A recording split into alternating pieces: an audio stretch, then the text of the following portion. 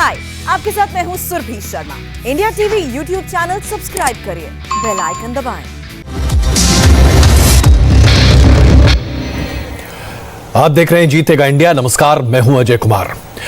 देश में वैक्सीनेशन की स्पीड लगातार बढ़ रही है, लेकिन अफसोस की बात यह है कि महिलाएं इस वैक्सीनेशन की स्पीड में लगातार पीछे चल रही। और इस पर मैं आपका ध्यान आकर्षित करना चाहता हूं, क्योंकि अगर आज हम अपने देश में वैक्सीनेशन की स्पीड को बढ़ाना चाहते हैं तो महिलाओं को कम से कम इस स्पीड के साथ आगे बढ़ाना पड़ेगा, ताकि वो पुरुषों के साथ कंधे से कंधा मिलाकर चल सके। देश में अब तक 18.93 करोड़ यानी कि 18 करोड़ 93 लाख लोगों के टीके लगे हैं, जिसमें से 10 करोड़ 34 लाख लोग पुरुष हैं, जबकि 8 करोड़ और 84 लाख महिलाएं हैं।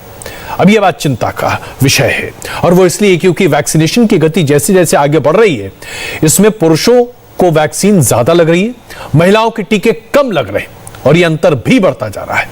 अब मैं आपको यह ग्राफ दिखा रहा हूं। इस ग्राफ के आधार पर देखिए, वैक्सीनेशन के शुरुआती दौर में 17 राज्यों में महिलाएं वैक्सीनेशन लगवाने में आगे थीं। जी हां, शुरुआती दौर में वैक्सीनेशन लगवाने में महिलाएं आगे थीं।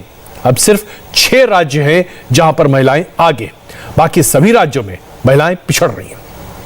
राष्ट्रीय स्तर पर हर 100 पुरुष के मुकाबले सिर्फ 90 के आसपास महिलाएं अपने आप को वैक्सीन करा पा रही, जबकि प्रदेशों के इस आधार पर यह अनुपात और भी ज्यादा नीचे है। तो आइए आपको हम उन राज्यों की तस्वीर दिखाते हैं जहां महिलाएं बहुत कम आगे निकलकर वैक्सीन लगवा रही। सबसे पहले मध्य प्रदेश की बात करें, यहां पर अगर 100 पुरुष वैक्सीन लगा रहे हैं तो सिर्फ 90 के आसपास महिलाएं यहां वैक्सीन लगा रही। महाराष्ट्र में 100 पुरुष हैं तो सिर्फ 86 महिलाएं वैक्सीन लगा रही। उत्तर प्रदेश में अगर 100 पुरुष वैक्सीन लगवा रहे हैं तो सिर्फ 79 महिलाएं वैक्सीन लगवा रही हैं। पंजाब में 73 है यह आंकड़ा, यानी कि 100 पुरुष और 73 महिलाएं ही सिर्फ वैक्सीन लगवा रही। चंडीगढ़ में तो यह आंकड़ा और भी घट जाता है, 72 तक चला जाता है। दिल्ली में अफसोसजनक है 68। जी हां, हर 100 आदमी पर, हर 100 पुरुष पर सिर्फ 68 महिलाएं वैक्सीन लगवा रही। जम्मू कश्मीर में तो बहुत ही चिंताजनक स्थिति है। हर 100 व्यक्ति जो कि पुरुष है जो वैक्सीन लगवा रहा है, उसके अनुपात में सिर्फ 63 महिलाएं हैं जो वैक्सीन लगवा रही। हालांकि अपने आप में बहुत चिंता का विषय है, इसलिए हम आपके सामने इसे रख रहे हैं, क्योंकि वैक्सीनेशन की प्रक्रिया को बहुत तेज करने की आवश्यकता है। अगर महिलाएं सुरक्षित नहीं रहेंगी तो घर कैसे चलेगा साहब? इसके बारे में किसी ने सोचा है क्या? जिन राज्यों में यह अनुपात 90 से 99 तक है, अब आइए जरा उसके बारे में भी चर्चा कर लें। झारखंड में अगर 100 पुरुष वैक्सीन लगवाते हैं तो उसके मुकाबले 98 महिलाएं भी वैक्सीन लगवा रही। आंध्र प्रदेश और तमिलनाडु में 100 पुरुष हैं तो 97 महिलाएं हैं जो वैक्सीन लगवा रही। बिहार जैसे पिछड़े राज्य में भी 100 पुरुषों के मुकाबले 96 महिलाएं वैक्सीन लगवा रही। राजस्थान में 94 महिलाएं वैक्सीन लगा रही हैं हर 100 पुरुष के मुकाबले। हरियाणा में 93 महिलाएं हर 100 पुरुष के मुकाबले वैक्सीन लगवा रही। और गुजरात में 90 महिलाएं हर 100 पुरुष के मुकाबले वैक्सीन लगवा रही। ऐसे में बहुत गंभीर स्थिति है जो हम सबके सामने है। हालांकि कुछ ऐसे राज्य हैं जहां पर हम ये कह सकते हैं कि महिलाएं और पुरुष मिलकर बराबर तौर पर वैक्सीनेशन कर रहे हैं, और इन राज्यों के बारे में बता दें आपको। केरल, यहां पर अगर 100 पुरुष वैक्सीन लगवा रहे हैं तो 122 महिलाएं वैक्सीन लगा रही हैं केरल में। कर्नाटक में 100 पुरुषों के मुकाबले 112 महिलाएं वैक्सीन लगा रही हैं। छत्तीसगढ़ में 100 पुरुषों के मुकाबले 105 महिलाएं वैक्सीन लगवा रही। हिमाचल प्रदेश और उत्तराखंड में, इन दोनों पहाड़ी क्षेत्रों में 100 पुरुषों के मुकाबले 102 महिलाएं वैक्सीन लगा रही हैं। और मेघालय में 100 पुरुषों के मुकाबले 101 महिलाएं वैक्सीन लगवा रही। तेलंगाना में अगर 100 पुरुष वैक्सीन लगा रहे हैं तो 100 महिलाएं भी टीका लगवा रही। तो इन राज्यों में तो स्थिति ठीक है, लेकिन कुछ ऐसे राज्य हैं जहां स्थिति बहुत चिंताजनक है। भारत में कोरोना वायरस के एक नए वेरिएंट का भी पता चला है। यह चौंकाने वाली खबर इसलिए हम आपको दे रहे हैं क्योंकि पुणे की नेशनल इंस्टीट्यूट ऑफ वायरोलॉजी में यह बात निकल कर आ रही है कि भारत में यूके से आया एक नया वेरिएंट बहुत तबाही मचा सकता है। यह वेरिएंट धीरे धीरे जड़ पकड़ रहा है। ये जो डेल्टा वेरिएंट है, जिसको हमने सबसे पहले भारत में पकड़ा था, डेल्टा वेरिएंट से भी कहीं ज्यादा खतरनाक है। अब जैसे जैसे लॉकडाउन खत्म हो रहा है, आप बाहर निकल रहे हैं, लेकिन सावधान रहिए इससे, यह आपके लिए जानलेवा साबित हो सकता है। देश में कोरोना का सबसे घातक वेरिएंट मिला। एनआईवी पुणे के रिसर्च में मिला बहरूपिया वायरस का नया स्ट्रेन। कोरोना के नए रूप से सावधान। नया वेरिएंट आपको बहुत बीमार कर सकता है। पुणे की एनआईवी यानी नेशनल इंस्टीट्यूट ऑफ वायरोलॉजी ने जीनोम सीक्वेंसिंग कर कोरोना वायरस के नए वेरिएंट की खोज कर ली है। वायरस का यह नया वेरिएंट ब्रिटेन और ब्राजील से भारत आए लोगों में मिला है। यह भारत में पाए गए डेल्टा वेरिएंट की तरह गंभीर है। एनआईवी ने नए वेरिएंट को B.1.1.28.2 का नाम दिया है। B.1.1.28.2 वेरिएंट सबसे पहले ब्राजील में सामने आया था। भारत में यह वेरिएंट यूके और ब्राजील से आने वाले लोगों में मिला है। एनआईवी की यह स्टडी बायो आरएक्सआईवी में पब्लिश हुई है। स्टडी में बताया गया है कि इस वेरिएंट से संक्रमित लोगों में कोरोना के गंभीर लक्षण दिख सकते हैं। B.1.1.28.2 वेरिएंट से संक्रमित इंसान का वजन कम होने लगता है। संक्रमण के तेजी से फैलने पर मरीज के फेफड़े डैमेज हो जाते हैं। यह वेरिएंट फेफड़ों में घाव बनाकर भारी नुकसान पहुंचा सकता है। स्टडी में कोरोना वायरस के जीनोम सर्विलांस की जरूरत पर जोर दिया गया है ताकि कोरोना के नए नए खतरनाक वेरिएंट्स के बारे में जल्द से जल्द पता लगाया जा सके। राहत की बात यह है कि एनआईवी की एक दूसरी स्टडी में बताया गया है कि भारत में बनी कोवैक्सीन इस नए वेरिएंट के खिलाफ भी असरदार साबित होगी, क्योंकि वैक्सीन की 2 डोज लेने के बाद शरीर में जो एंटीबॉडीज बनती हैं, उससे इस वेरिएंट को बेअसर किया जा सकता है। अब आइए एक ऐसे व्यक्ति से आपको मिलवाते हैं जो अभी तक बस वो काम किया करते थे जो बहुत लोग नहीं करते, पंचर मैकेनिक हुआ करते थे। लेकिन विजय अय्यर ने भोपाल में 6000 से ज्यादा कोरोना मरीजों के घर में पहुंचकर उनके घरों को सैनिटाइज किया है। इस दौरान वो खुद भी कोरोना से संक्रमित हुए। उनके पिता की मृत्यु तक हो गई कोरोना की वजह से, लेकिन विजय ने अपना काम नहीं रोका। क्या डेडिकेशन है साहब। और इसी डेडिकेशन को देखते हुए एक बड़ी सैनिटाइजेशन कंपनी ने उन्हें सैनिटाइजेशन ब्रांड एम्बेसडर भी बना दिया है। ये डिजिटल कंपनी के सैनिटाइजेशन ब्रांड एम्बेसडर हैं। मिलिए जरा इनसे।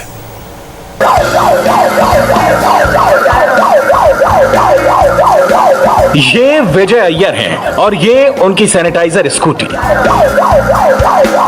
जो कोरोना मरीजों के घरों को सैनिटाइज करने के लिए 24/7 ऐसे ही रेडी रहती है। खबर मिलते ही वो फौरन कोरोना संक्रमित के घर पहुंचकर ठीक ऐसे ही पूरे घर को सैनिटाइज करते हैं। वैसे तो विजय भोपाल में गाड़ियों में पंचर बनाने का काम करते हैं, लेकिन कोरोना काल में विजय ने भोपाल को कोरोना संक्रमण से दूर करने का बीड़ा उठाया, सैनिटाइजेशन मैन बनकर। विजय पिछले साल मार्च से अब तक शहर के 400 कॉलोनी के 6000 से अधिक कोरोना मरीजों के घरों को सैनिटाइज कर चुके हैं। विजय की चर्चा पूरे भोपाल शहर में है। जिस भी कोरोना मरीज को अपना घर सैनिटाइज कराना होता है, वो डायरेक्ट विजय को फोन करते हैं। तो 1 मिनट, आपकी क्या नाम कंप्लेंट नोटिस की जा रही है। हाँ विजय जी, अभी इसी तरीके से कॉल आते हैं आपके पास? हाँ जी, इसी तरीके से क्या नाम है कॉल्स आते हैंगे। हाँ। तो कॉल अटेंड करके तो कोविड मेन प्रायोरिटी क्या होता है कि कोविड पेशेंटों के घरों को सैनिटाइजेशन करना आएगा। तो सैनिटाइजेशन क्यों करते हैं? क्योंकि वो संक्रमण दूसरे एरिया तक नहीं फैले। वो तत्काल क्या नाम है उसमें कार्रवाई दिखाते हुए हम ये वाहन के माध्यम से ये क्या आपने बाकायदा बना रखी है? ये बाकायदा बना के लिस्ट है कि ये, और इसको हमने क्या है भोपाल को क्या है कि 7 जोनों में क्या नाम है बना के रखा है। Bheraghat, Jumerati, अरोद, Ashok garden, BHL, Kolar. पूरे भोपाल से ही तकरीबन कॉल्स आते हैं? पूरे भोपाल से कॉल्स आते हैं। इस मुहिम के दौरान खुद विजय भी संक्रमित हुए। विजय की मां और पिता दोनों को कोरोना हुआ। कोरोना वायरस ने उनके पिता की जान ले ली है। बावजूद इसके उन्होंने अपनी मुहिम को नहीं रोका। यहाँ तक कि अब तक अपनी जेब से 2.5 लाख रुपए खर्च कर कोरोना मरीजों के घरों को सैनिटाइज कर चुके हैं। इस कोरोना काल में इन्होंने कम से कम 6 से 10 हजार लोगों के जो परिवार है उन लोगों को सैनिटाइज किया है घर घर जाकर।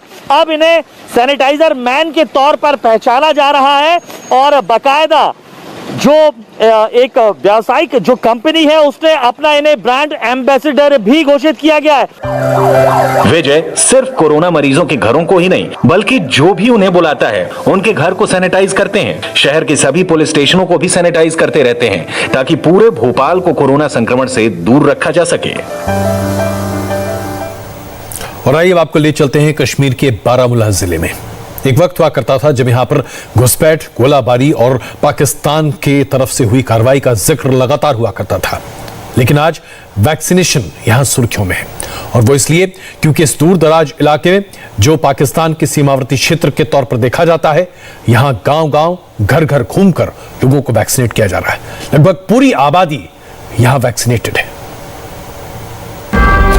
माना मंजिल मुश्किल है, राह पथरीले हैं, रुकावटों के तमाम रोड़े हैं, लेकिन ये हौसला कैसे झुके? लोगों की सलामती के लिए आगे बढ़ रहे ये कदम कैसे रुके? मेडिकल टीम को भारतीय सेना का साथ जो मिल गया है।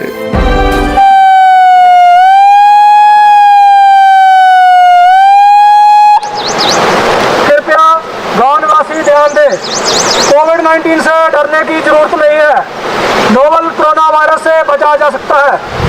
थोड़ी एडमिनिस्ट्रेशन का साथ दें, एहतियात को मेंटेन रखें, मास्क बहुत जरूरी है, आपस में दूरी बनाए रखें, हाथ को बार बार धोएं, किसी भी काम करने के बाद हाथों को सैनिटाइज करें। उरी के बोनियार में स्वास्थ्य विभाग ने घर घर जाकर हर गांव में लोगों को वैक्सीन लगाने का बीड़ा उठाया है। इस इलाके में ज्यादातर गांव दूर दूर फैले हुए हैं और कुछ गांव तो ऐसे भी हैं जो सरहद पार लगी बाढ़ से आगे हैं, क्योंकि ये गांव पाकिस्तानी सेना के पोस्ट और कैंप के ठीक निशाने पर हैं। ऐसे में यहाँ के लोगों के वैक्सीनेशन से बचे रह जाने की आशंका थी, लिहाजा मेडिकल टीम ने सेना की मदद ली। देखिए कैसे मुश्किल रास्तों को पैदल ही तय करते सेना के जवान मेडिकल टीम के साथ बोनियार गांव पहुंचे। रास्ते में जो मिलता गया लगे हाथ उसको भी वैक्सीन लगाते गए। बॉर्डर के इन दूर दराज इलाकों में सेना कैंप लगाकर लोगों को वैक्सीन लगा रही है। मेडिकल टीम को सेना की तरफ से मिल रही मदद से लोगों को कोरोना के संक्रमण से बचाना है और यही मंत्र पूरे देश भर में लागू है। लेकिन अब आपको एक ऐसे गांव में मिले चल रहा हूं, महाराष्ट्र के, जहां कोरोना की पहली वेव में एक भी मरीज नहीं था। कोरोना की दूसरी वेव में भी एक भी कोरोना संक्रमित मरीज नहीं था। कुछ कमाल तो क्या होगा ना इस गांव में कि यहां पर एक भी कोरोना का पेशेंट नहीं है। आप खुद ही देखिए।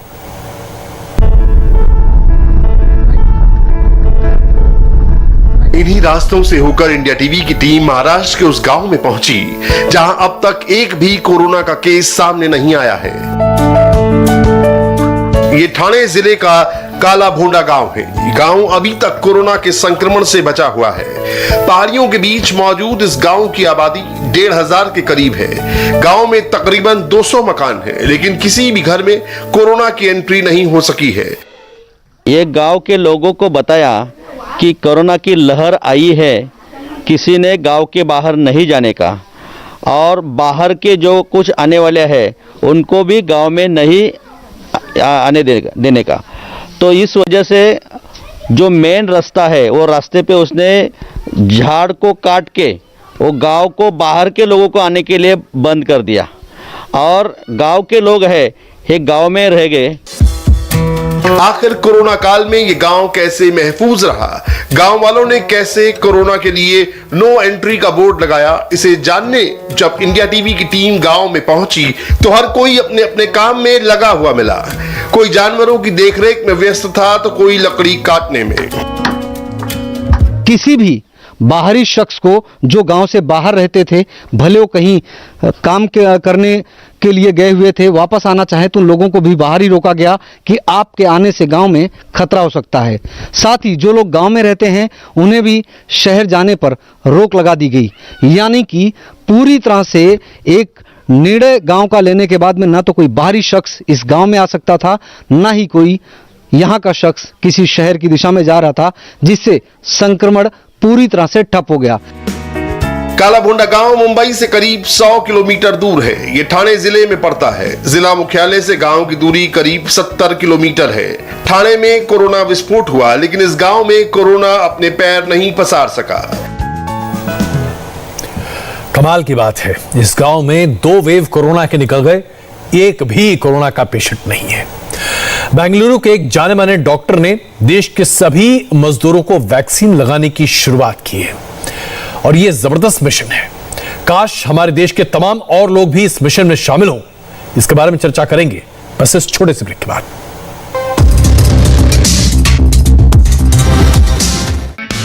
हाय, आई एम सुरभि शर्मा। खबरों से अपडेट रहने के लिए India TV YouTube channel subscribe करिए, साथ में बेल आइकन जरूर दबाएं। जुड़े रहें इंडिया टीवी के साथ।